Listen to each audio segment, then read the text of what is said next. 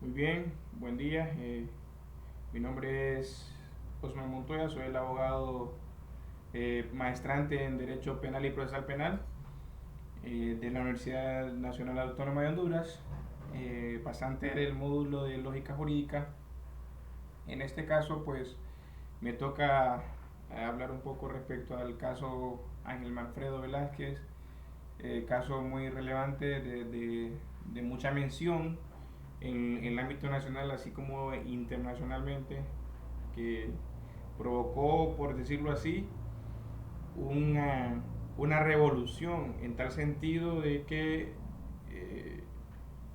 se dio gran impacto por el simple hecho de ser un caso en el cual un estudiante se oponía a tanta tiranía de un gobierno, desde mi punto de vista.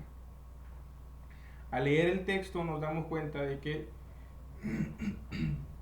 Manfredo Velázquez no era un guerrillero como lo mencionaba el gobierno, como lo expresaba el presidente en ese entonces, que Manfredo Velázquez era un guerrillero que tenía nexos con la guerrilla de El Salvador.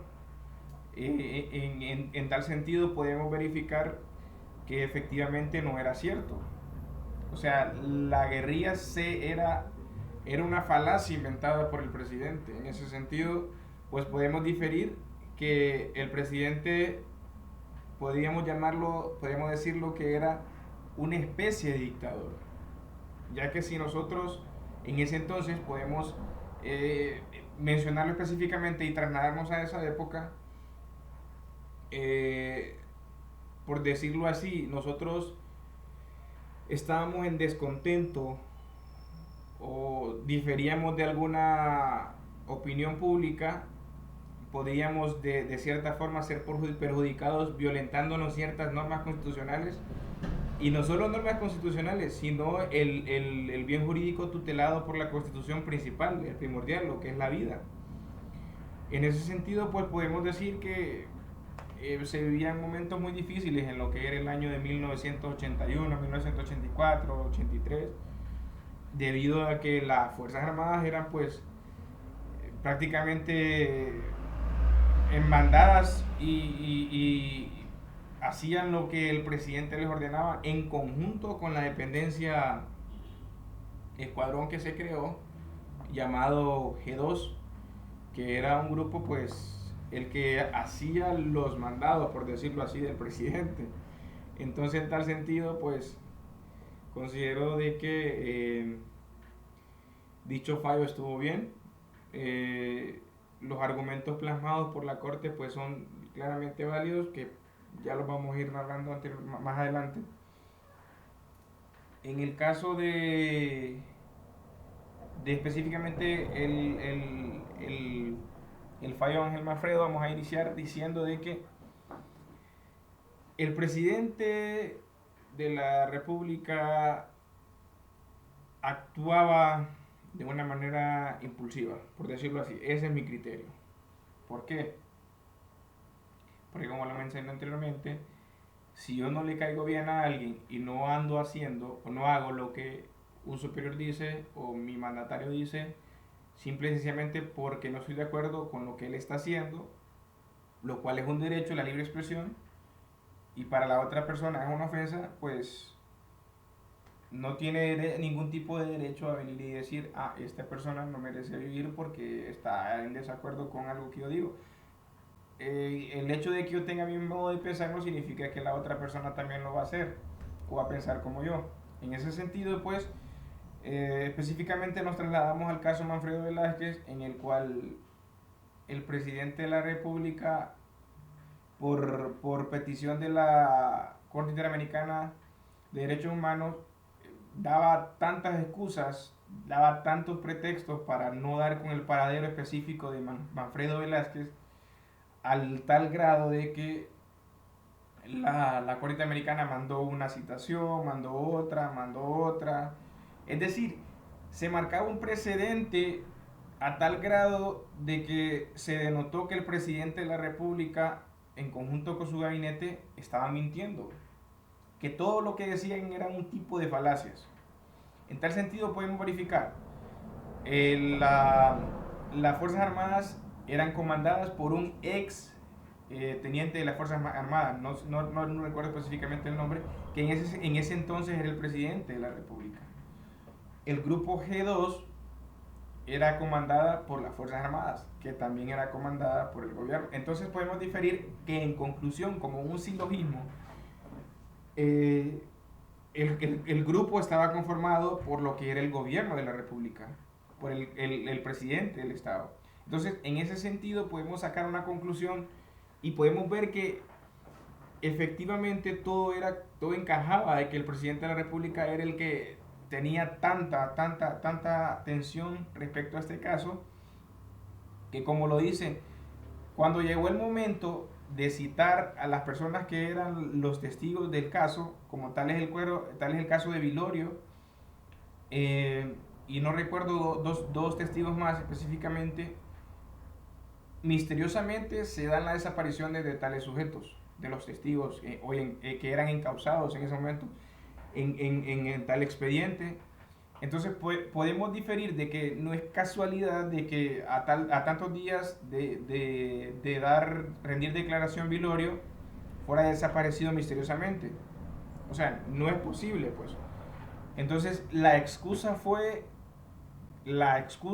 por decirlo así, la falacia del presidente para que la Corte Interamericana, en conjunto con su gabinete y su grupo de jueces de, de comisión juramentadora, pensara de que no fue él, fue tirarle la pedrada, por decirlo así, a lo que era la guerrilla del Salvador, que en ese sentido, en ese entonces era el nexo con quien vinculaba a Ángel Manfredo Velázquez y a los testigos en el caso.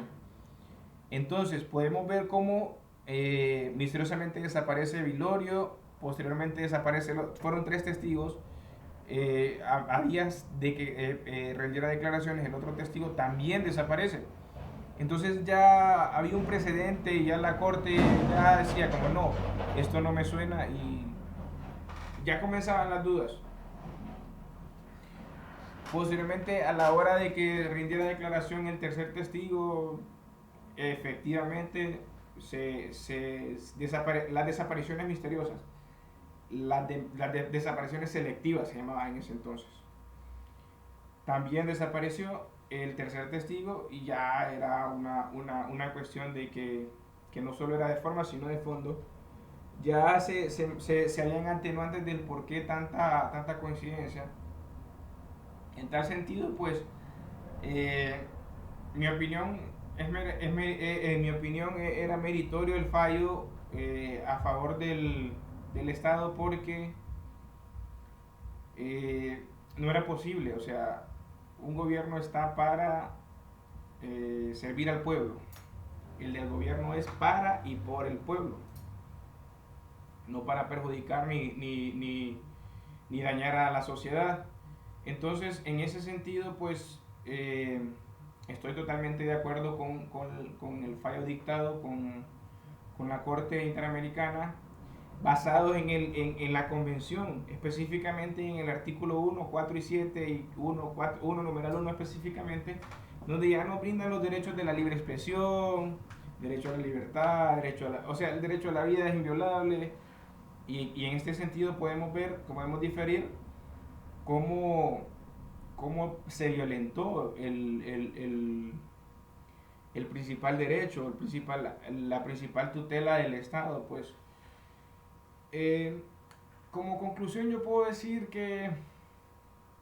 diferir, perdón, de que en este caso, pues, se marcó un precedente de lo que ya iba a ser, ya de lo que yo estimo de que los presidentes ahora, al hacer algo así, bueno, ni tanto, porque en nuestra Honduras hay mucha corrupción, pero no se da tan a claridad como lo era antes con el grupo G2, que ese era netamente un grupo especificado en cometer actos ilícitos. O sea, como en el caso de Manfredo Velázquez, que lo detuvieron sin una orden judicial, lo llevaron al core al Manchen a rendir declaraciones supuestamente y a torturarlo. Y posteriormente lo llevaron a las instalaciones de las Fuerzas Armadas a seguirlo torturando. Y misteriosamente se dice, se supone, se presume que el ahora motivo de este discurso fue sepultado en un solar baldío. O sea, no es que se dice que llegaron con su paradero, simplemente se dice que se encontró con su tumba, pero, o sea, es un supuesto. E inclusive he llegado a indagar aquí con varias personas, varios eh, tipos de personalidades que lograron sobrevivir a esa época bien dura en nuestro país. Y lo mismo dicen que era una época en la cual vivir en una presidencia, en un estado de derecho era bien imposible. Entonces, en ese sentido, pues como conclusión yo diría que la sentencia está bien dictada. Era meritorio que la familia recibiera una indemnización como reparación del daño, por decirlo así, porque lo coactaron de la vida a un familiar y posteriormente no dan ni explicaciones de qué se da.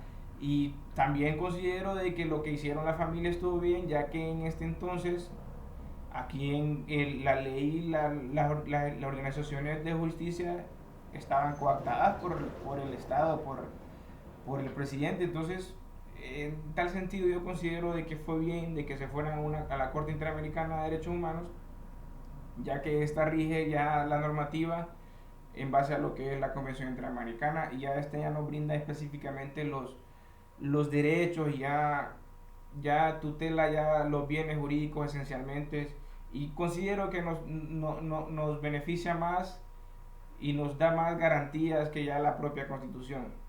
Entonces, en tal sentido, pues considero de que estuvo bien y como conclusión esa, en base a la argumentación de la Corte Interamericana de que la sentencia está bien dada y pues fue un caso en el cual tuvo mucho revuelo y para mí, desde mi punto de vista, tuvieron que haber indagado más y ver el presidente como tal, como personalidad natural, tuvo que haber sido enjuiciado. Enjuiciado porque el mandatario era él y si bien es cierto cumplía con un papel de gobierno, pero hay que acordarnos que también era persona natural y como tanto debió de ser enjuiciada.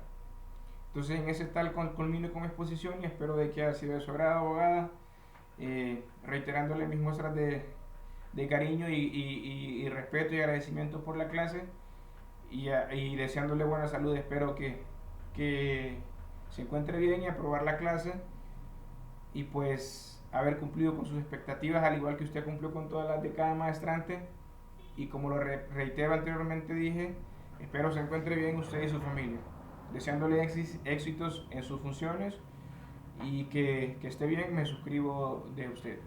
Atentamente, abogado Osman Roberto Montoya Orellana.